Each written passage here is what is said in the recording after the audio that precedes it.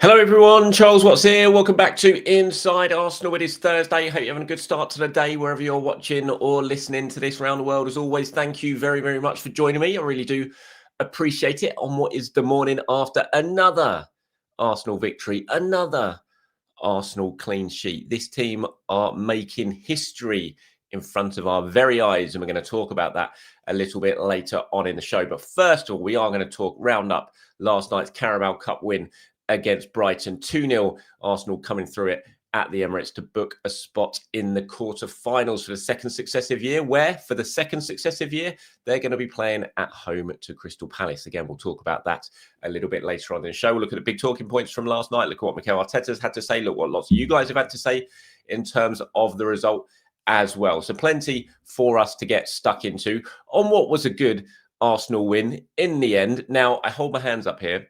I had family stuff on last night that I just couldn't get out of. So I wasn't at the game. I've watched it back since, not absolutely every single second of the game. I've watched it back as much as I could. So I'm not going to give player ratings or anything like that because I think it would be a little bit unfair because I wasn't sitting there studying the players and the performance. But I have caught up as much as I possibly can with the game. I just couldn't get out the family stuff I had on last night. But it was a good win. It was a game of two halves. I don't think there's any doubt about that. I think Brighton will have gone in at half-time feeling very, very disappointed not to have gone in front. I think, and we'll start, before we get into the game, then we'll start with the team selection. Now, again, I'll hold my hands up again. Now, if anyone watched Inside Arsenal Extra Time with James Benge this week, this was much more, as someone pointed out, I can't remember who it was, on Twitter last night. If you're watching, I'm sure you know who it was, but I've totally slipped my mind. So apologies for that. But someone pointed out the team that Mikel went for was very much more on the side of James Benge's team than it was on my side. And it certainly caught me by surprise, I have to say. I thought he'd make changes. I didn't think he'd make 10 changes. If only Rich Ayres the only player to start at the weekend, to start last night. I certainly didn't envisage Andre Harriman Anou starting for the first time, making his debut in the game up front.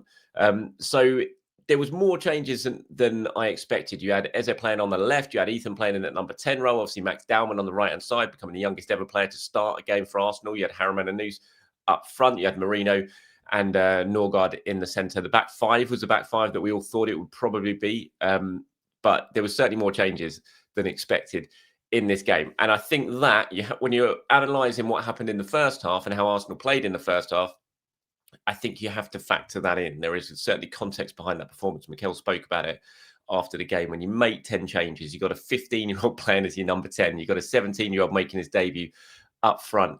Sorry, not 15-year-old at 10. You've got an 18-year-old, a 19, whatever Ethan is now, the elder statesman of the Hale End boys, playing as 10. You've got Max Dowman playing over on the right. You've got two centre-backs who've never played together before playing at centre-back. You've got full-backs who aren't, really up to speed this season as well in terms of minutes. So it's always going to be a bit of a disjointed start. And Arsenal can certainly count themselves fortunate that they went in at half-time all square. Brighton had the better of the better than half. I think it was 10 shots to 3. They had a couple of really, really good opportunities. Kepa was undoubtedly Arsenal's best player. I mean, Max Dowman was very, very lively over on the right-hand side, especially as the half wore on.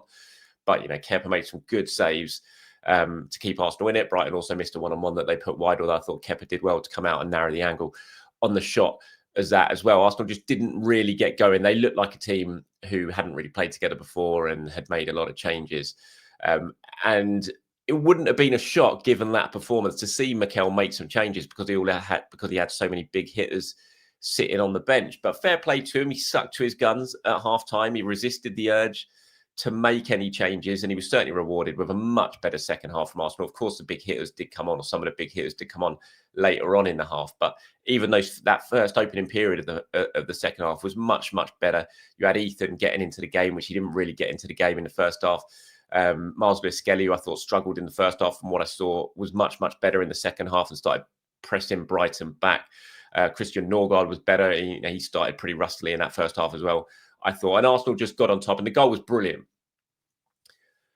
For everyone having a go at Arsenal, set piece FC, all that rubbish that I spoke about in the last couple of weeks, seemingly consistently because it's all anyone ever talks about. Let's see if they talk about the goal that Arsenal scored yesterday to break Brighton open, shall we? Are they going to talk about the quality of that goal, the open play move, the back heel from Marino, the pass into him from Eza, the lovely run and pass from Miles Lewis-Skelly in the first time finish from Ethan. Have you heard them all? Is Jeff Stelling been given a monologue on TalkSport this morning about that? I bet he hasn't. Of course he hasn't. And I bet you they're not going to talk about it loads on the overlap as well, Gary Neville and Jamie Carragher. But anyway, it was a brilliant goal, open play goal from Arsenal that sliced Brighton open, and just a real moment of quality that you need in games like this to break open a team, to open the scoring, and they did it. And from that point on, Arsenal were definitely the better side. Didn't really have any scares in the second half, I have to say. Went on to double the score, and obviously Mikel made some changes as the half wore on. Bukayo Saka came on, was immediately bright, immediately got himself a goal. Really unfortunate. Fantastic by Timber, by the way. What a run. Brilliant pace, power, skill, quality, the vision to slip the ball through. It was a good run from Harriman and Issa. Unfortunately, he didn't get the finish right. It was a tough finish. I think maybe a top striker there, experienced striker would have tried the little dink over the keeper. He tried to sort of slot it underneath him through his legs. Keeper made the save, but there was Saka, lovely first touch to give him themselves the shooting opportunity, and 2-0. And at that point, it was game set match. Trossard obviously hit the post late on as well. But it was a really good win in the end for Arsenal. I have to admit that I thought Arsenal were going to lose this game when in the build up to it. I didn't feel entirely confident. I thought Brighton were going to go very, very strong. I thought Arsenal were going to look pretty disjointed because I thought Mikel would make some changes. I wasn't feeling confident ahead of this game. So I'm really, really happy that they got through it. Mikel said a special evening, to be fair, very happy for various reasons. Obviously, we're in the quarterfinals. We won the game against a tough opponent, made 10 changes. We played players that had never really played together, 2 huge debuts for Max and Andre. The feeling of giving the opportunity to someone fulfilling a dream is unique. I'm very happy that things turned out to be very positive and we managed to win the game. I mean, it was brilliant for Max. I mean, we've seen Max so many times now that you always kind of forget that this is a 15-year-old kid.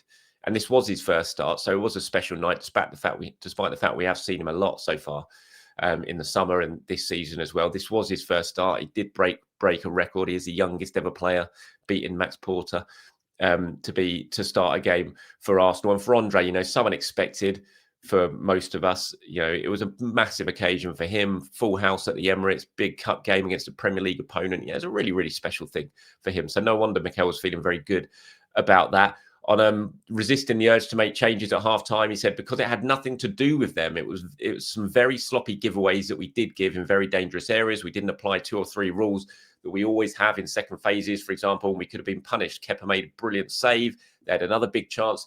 It was more the feeling that we were struggling a bit. But to be fair, I expected that when you make 10 changes and put players in that have never played before together. Some of them, they haven't played as much this season as well. You have to gamble. But I think to take the risk in the second half, I thought, okay, we have to start the next 10 to 15 minutes in a different way. We certainly did that in the game. Shifted momentum. And he's right. And again, when he points out, the chances that Brighton had, they did come from mistakes. Like the big first chance that Kepa made the save from in the one-on-one, that came from Norgard turning over possession and leaving Arsenal short. The second one-on-one came from Arsenal getting caught on the counter-attack from their own set piece. Another couple of the shots that they had again came from Arsenal turnovers in sloppy areas. So there were kind of their own undoing. It was players who looked rusty, who you'd think if they were fully up to speed probably wouldn't be making those mistakes. And Mikel stuck to his guns, and in the end, he was rewarded in that second half. And we've got to talk about the 2 youngsters playing now. For Harriman and Anus especially, I thought it was a lively performance. Obviously, first half, it was a bit of a struggle. At times, his team weren't playing well behind him. The sort of senior players or more senior players around him weren't exactly at their best. So it was a little bit of a struggle for him, but he kept going. He kept making runs. He played a big part in the second goal. So it was a special night for him. Mikel was asked about him. He said, since pre-season, I was very impressed with him. First of all, his mentality, how much he wants it. That's the first ingredient. He's desperate to achieve his dream. I think he's been very consistent, training with us and constantly giving us an option to pick him. I believe today was the right day for him, for the context, for the way he's playing as well. And he certainly proved that he has got a chance. So we're interested in, are we going to see him against Crystal Palace in the next round? Maybe. You would think at that point that the options available to Mikel Arteta are going to be a hell of a lot stronger. And it's a quarter-final, of course, so maybe not. But even if it's not, even if this is the only time we see him this season, what a moment for such a young player, and what an unexpected moment as well. And he took his chance very, very well. Certainly didn't let him, the fans, himself, his family, his teammates down. It was a really strong performance that he can be very, very proud of. On Max, when he was asked, what was he like when he told you he was starting? He said a tiny smile. That's what you get from him. Everything is natural. It's the way he plays. I think that's a secret, that he doesn't make a big fuss about it. He just does what he does best, which is play football. A lot of courage and determination. He shows some incredible skills, some capacity to run past players at the level of the Premier League at just 15. It's something definitely special. And he did, I don't think, he went down pretty easily in the second half trying to win a penalty. We've seen that from Downman before. I don't think that's a penalty in any way, but the way he's running at players, we saw it in the first half, especially as the first half wore on. He was the one real threat down that right-hand side, consistently taking on his man, beating his man, getting towards the penalty area in the final third, making something happen. You just forget that this kid is 15 years old. It's remarkable what he's doing whenever he is on the pitch. It's a special talent, the way he glides over the pitch. You don't want to put loads of pressure on him, obviously. And I'm sure he'll be, I don't think that will really bother him too much. I think it certainly seems like he takes everything in his stride. But you do look at the way he plays. You look at the way he runs. You look at the way he beats people. And it does remind you of very, very special players that you've seen in the past. So it's going to be hugely exciting watching him continue to develop and get older and get better. On his hunger to start more games, he says for sure. And if you ask him that, for sure, that's what we have to manage, though. Not only that, there are a lot of new things in his life. We discussed that a few days ago. Make sure that he does the right steps, that he behaves and accepts, because he's going to go with this one. Then he's going to play in a different team, and he needs to cope with all of that. It's all happening very fast. Let's encourage him, but let's protect him as well. And that's right. Mikel did speak about it the other day. It's like he's having to manage a lot of things at the moment. First of all, he's going to have to manage school. He's got his GCSEs this year. He's going to have to manage 1 week playing in the first team, 1 week being with the first team squad, 1 week going away with England, playing for the under-19s. Then he's going to have to go and play for the under-21s.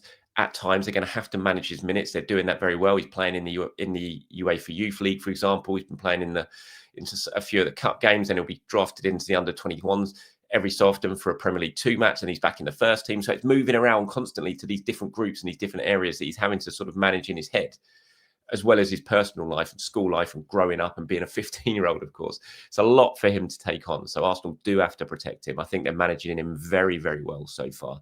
It was great to see him get his opportunity to really shine at the Emirates yesterday. Okay, I called them history makers at the start of the show. And so I'm going to talk about that a little bit more now. If you haven't seen this stat, what we're seeing is very, very special from Arsenal. What we've seen in the last month is very, very special from Arsenal. It just doesn't happen. It's never happened before. They are making history here. You see the stat if you watch it on YouTube from Opta yesterday. In October 2025, Arsenal are the first English top flight team in history to play 6 games in a month and win them all without conceding a single goal. It's an unbelievable stat. You look there on the right there, the games: Olympiacos 2-0, West Ham 2-0, Fulham away 1-0, Atletico Madrid 4-0, Crystal Palace 1-0, Brighton 2-0. 6 games, 2, 4, 5, 9, 10, 12 goals scored, none conceded. It's just never happened before. And you think they've done all this. They've broke this record. They've set this record with lots of injuries at the moment as well. Obviously, they've had a very consistent backline. Yesterday was the one sort of bit of difference in that. But on the whole, they've had a very consistent backline that has helped them to do this remarkable stuff that they're doing at the back. Yesterday, they can count themselves a little bit fortunate, of course, that they did keep that record going, because they easily could have conceded, but they didn't. They rode their luck. Sometimes you deserve your own luck. But to do that throughout the month of October, with so many injuries in different competitions against, good quality teams, in the Champions League as well, it's a remarkable thing that this Arsenal team are doing. I really do think that sometimes we take it for granted, because, there's so much determination to win a trophy and for this team to be rewarded with what they deserve. And in my view, they absolutely deserve to not just win a trophy, but win the biggest of trophies, because they're good enough to. There's no doubt in my mind they're not good enough to. But I think sometimes we're so focused on that we kind of forget about what we're actually watching here and how good this team are. They're a very, very special group of players. led by a very special manager with a very special coaching staff. And, to see records like this, ultimately it will count for nothing if they don't go on and win a title. Obviously, I know that, I understand that. But I think sometimes we do have to take a little bit of a step back and realize exactly what we're watching here and think about where we were just a short time ago. It is very, very special what they're doing.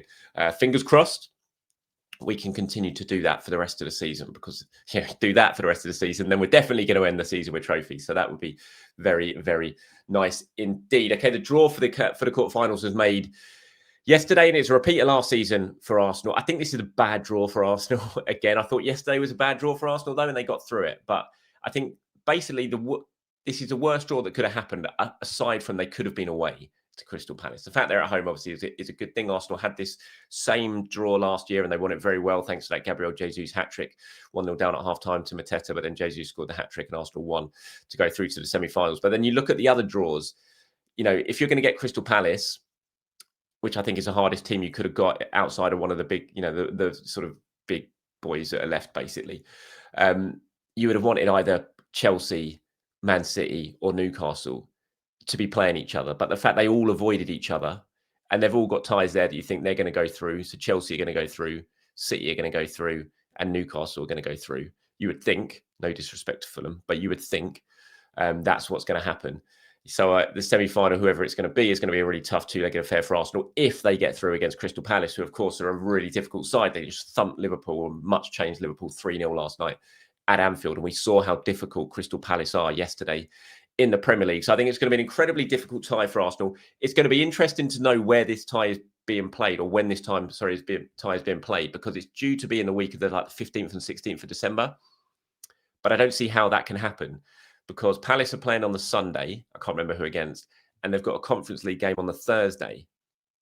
Arsenal the week before have got a Champions League game. The week after that is Christmas, so it can't be played then. So unless they're going to make Palace play twice in 2 days that week, and play Arsenal on the Tuesday and then play the Conference League game on the Thursday, which I can't imagine they're going to do, and Crystal Palace will quite rightly kick off about if they're going to be asked to do that. But unless they do that, then I think our game is probably going to have to be played sometime like mid-January, maybe.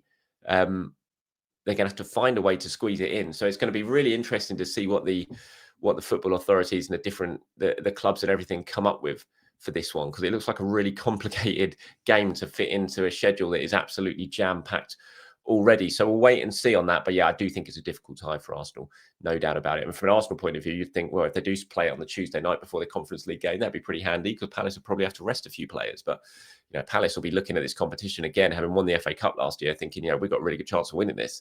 They won't want to do that. So yeah, I'm sure they'll fight their corner and try and make sure they can get this fitted into the schedule somewhere where it doesn't really put them in a bad position. But that's the draw for the next round, for the quarterfinals. Right, going to move on to a few of your questions and, well, not questions, a few of your opinions on yesterday's game now before we wrap this one up. Carl has got in touch and says, what excites me is the clean sheet, and I think I'm not alone. The fact Arsenal are yet to hit their best form, yet to acclimatise the new players, and yet we're seeing elite defensive numbers along with only once being held to a 0 ourselves is beyond exciting. Jaswant says, Arsenal through to the quarterfinals, Liverpool knocked out quite embarrassingly, but at least Liverpool play exciting football. Come on, you Gunners. McCormick says, I thought the players who really needed minutes played well. White had a good 45. Ranieri was great in the second half, and the centre-halves were solid. MLS looked a bit shaky at the back, but his driving runs just make me want to see him in midfield. Got Kevin there down the bottom, says, got the job done in the end. Shaky first half. If Brighton had taken more chances, could have been 2-0 down, but we were much better in the second. All of these players got valuable minutes, and it will help them as the season progresses. Not had to use the bench as quick tonight, which was loaded with first teamers. Palace next round. Come on, you Gunners. Emma Never Relegated says, how dare Set Piece FC score 2 open play goals? Shocking stuff. This needs to be stopped. Sky Sports, please make a meal out of that disgusting stuff at the Emirates.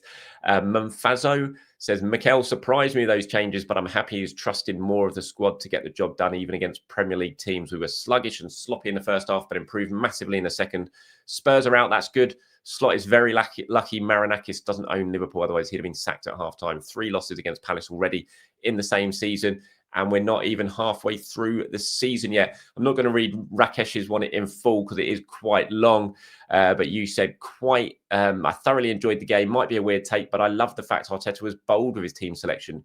We saw how the players were rusty, gave all of them a solid 70-ish minutes, showed persistence. The kids were amazing. Even though they were rusty, they were never short of confident. Two beautiful goals indeed. So thank you very much for all of you for sharing your thoughts on the game last night. Thanks for watching as well. I'll be back a little bit later on for Inside Arsenal Patreon members, recording the Arsenal Press Pass show this morning with myself, Sam Dean from The Telegraph, Simon Collins of The Standard, as usual. And we'll be going over yesterday's game, last night's game, looking ahead to the weekend, rounding up all the big talking points as well from Mikel Arteta and his press conference. So thanks for watching. Everyone have a great day. I'll speak to you all tomorrow. Bye-bye.